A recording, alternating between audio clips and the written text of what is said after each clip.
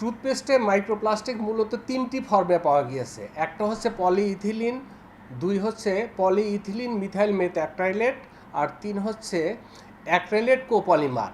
এই তিনটা ফর্মে মাইক্রোপ্লাস্টিক পাওয়া গিয়েছে টুথপেস্টে। যদি বিএসটিআই এটা করতে পারেন যে তাদের লেবেলে স্পষ্ট করে লেখা থাকবে যে এই ধরনের উপাদান আছে, তাহলে যারা কনজিউমার তারা প্রোডাক্ট কেনার সময় এটা দেখে নিতে পারে যে এই পেস্টগুলোর ভিতরে মাইক্রোপ্লাস্টিক আছে কি নাই। আমাদের দেশে যে টুথপেস্টগুলো আসে সবগুলোই হচ্ছে প্লাস্টিক টিউবের ভিতরে সাপ্লাই করা হয়। তো এই প্লাস্টিক টিউব একটা বড় সোর্স মাইক্রোপ্লাস্টিকের। এই ক্ষেত্রে যদি আমরা প্লাস্টিকের টিউব ইউজ না করে অ্যালুমিনিয়ামের টিউব ইউজ করি, তাহলে হয়তো মাইক্রোপ্লাস্টিক লিবারেটের টেন্ডেন্সি অনেকটা কমে যাবে। তবে সেই ক্ষেত্রে খরচ বেড়ে যেতে পারে।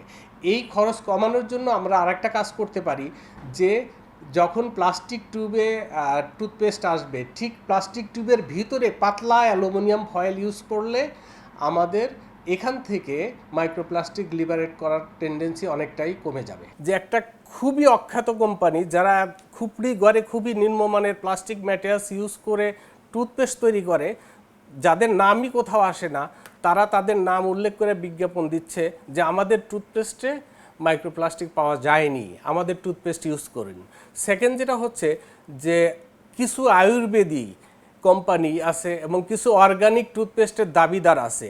এই অর্গানিক টুথপেস্টগুলো হচ্ছে আসলে সত্যি কথা বলতে গেলে এগুলো কেমিক্যালের ডিব্বা, এবং এই একটা টুথপেস্ট 1-2-3 হাজার টাকা করে তারা বিক্রি করছে এবং তারা এই সুযোগটা নিচ্ছে।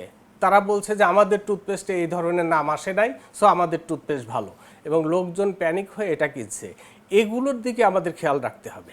অনেক কোম্পানি মাইক্রোপ্লাস্টিক ইউজ করে থাকেন, বিশেষ করে কিছু জেল টুথপেস্টের ভিতরে আপনারা হয়তো দেখে থাকবেন যে ছোট্ট ছোট্ট বালি, বিভিন্ন ধরনের রং বেরঙের দানাদার পদার্থ পাওয়া যায়।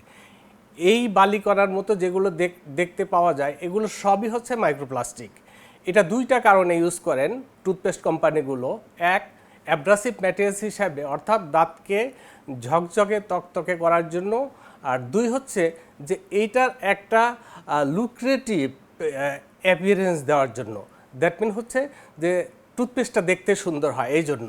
যদিও আমরা এখানে আতঙ্কিত হচ্ছি যে টুথপেস্টে মাইক্রোপ্লাস্টিক, বাট সবচেয়ে মজার ব্যাপার হচ্ছে যে অন্য যে সোর্স, দ্যাট মিন হচ্ছে আমরা দৈনন্দিন যে প্লাস্টিক সামগ্রী ইউজ করি এর প্রতিটি সোর্স থেকেই মাইক্রোপ্লাস্টিক আসে। ইভেন আমরা যে শ্বাস প্রশ্বাস নিচ্ছি এখান থেকেও আমাদের মাইক্রোপ্লাস্টিক আসতে পারে।